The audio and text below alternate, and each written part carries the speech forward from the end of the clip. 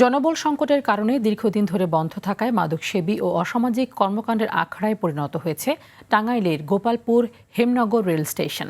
দীর্ঘ 10 বছরেরও বেশি সময় ধরে স্টেশনটি বন্ধ থাকায় সৃষ্টি হয়েছে এমন অবস্থা।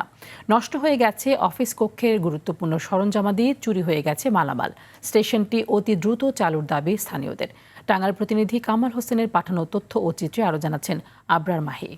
লিলি বিউটি সোপ, যার অ্যান্টি এজিং গুণ তারুণ্য ধরে রেখে ত্বকে করে উজ্জ্বল। তারুণ্যময় উজ্জ্বল ত্বকের জন্য রিমার্ক।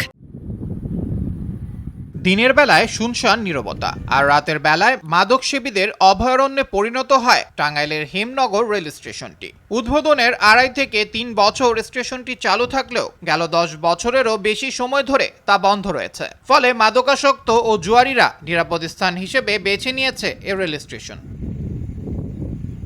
জনবলের অভাবে পুরো স্টেশন এখন অরক্ষিত, অভিভাবকহীন। এটি বন্ধ থাকায় চরম ভোগান্তি পোহাতে হচ্ছে হাজারো যাত্রীদের।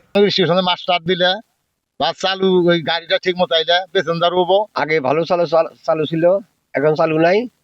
এখন স্টেশনে মানুষ থাকে না, কোনো গাড়ি ঘোড়া আসে না। ঘরটার কিচ্ছু নেই, সব ভাঙ্গা চিরে হালাই দিছে। এটা চালু হলে আঙুল একটু ভালো হবো, আমরা ব্যানে ইনকাম করবো, ভালো চলাহাম। মাদক সেবীদের আখড়ার কথা স্বীকার করে জনবল সংকটের কারণে স্টেশনটি চালু হচ্ছে না বলে জানান এ কর্মকর্তা। দীর্ঘদিন যাবৎ আমাদের জনবল স্বল্পতার কারণেই স্টেশনটি বন্ধ।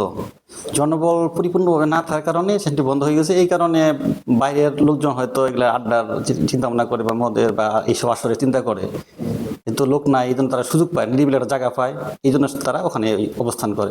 স্টেশনটি চালু হলে দূর হবে ভোগান্তি, নিশ্চিত হবে যাত্রী সেবার মান, এমনটাই প্রত্যাশা সকলের। আবরার মাহি, RTV।